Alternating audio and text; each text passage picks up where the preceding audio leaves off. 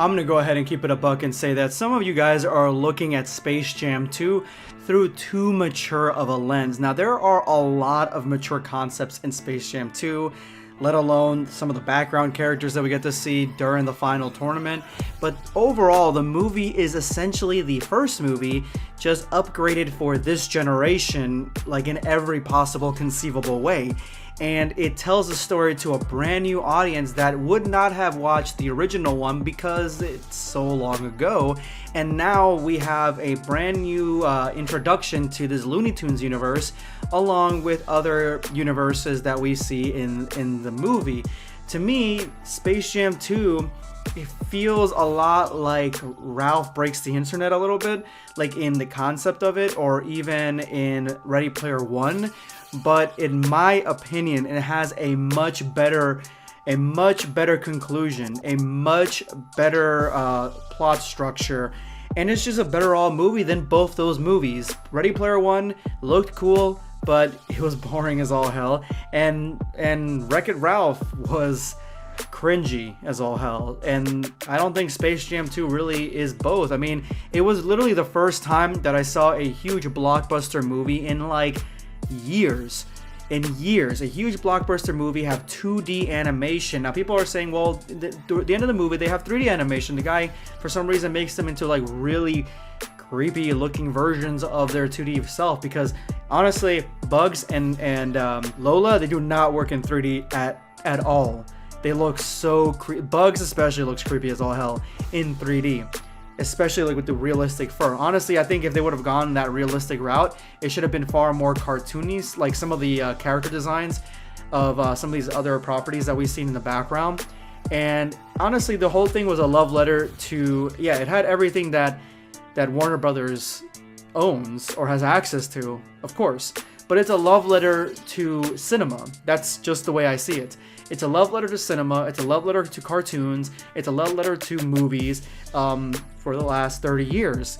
And it shows you the catalog of movies and stuff that Warner Brothers has done. Plus giving some much needed love to 2D animation for a good portion of the movie. Like, my favorite part of the movie was when Lola was doing the trials by the Amazons. That was my favorite part of the movie. Honestly, I went into the movie thinking that I was going to hate Lola because they redesigned her, but she was actually my favorite character, other than I mean, that was basically it.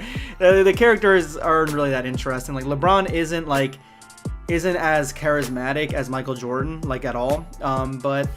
But he actually like has a reason to be there. Like, he actually has a reason to help them out and stuff like that. Like, Michael Jordan basically is there to help out his friends, and he ditches his family to do so. He like never thinks once to go back to his family, or if he's missing from his family or whatever, like he's like, you know what, I'll help these tunes or whatever. That's basically Michael Jordan.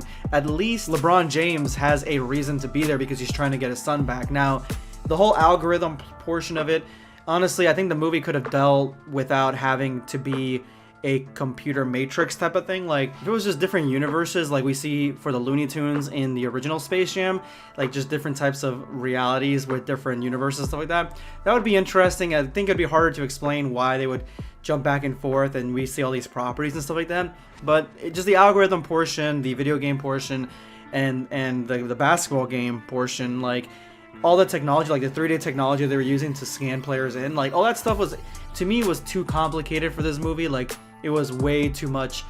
It was way too much, honestly. That was way too much for this movie. But everything else, I thought it was fine. I had fun time watching the movie. I had a fun time seeing it, and I think that Looney Tunes have a place in 2021. I mean, we haven't been getting a Looney Tunes at all recently, besides the Looney Tunes show that just dropped on HBO Max, which is kind of like a love letter to the original Looney Tunes. But we don't really get that much love for Looney Tunes when it comes to the larger, greater media. And it's crazy to think about, because when I was a kid, Looney Tunes were everywhere. Like, there was merchandise for Looney Tunes for days. Space Jam merch was all over the place. I loved Space Jam merch. So to me, honestly, like, the movie was fine. I think that it wasn't like the best movie, but then again, I don't think the original Space Jam is like that good either. But I do think that this movie will be nostalgic for this generation in 20 years. Let me know in the comments below what you guys thought of Space Jam 2. This is going to be Blackscape signing off. Take care, guys.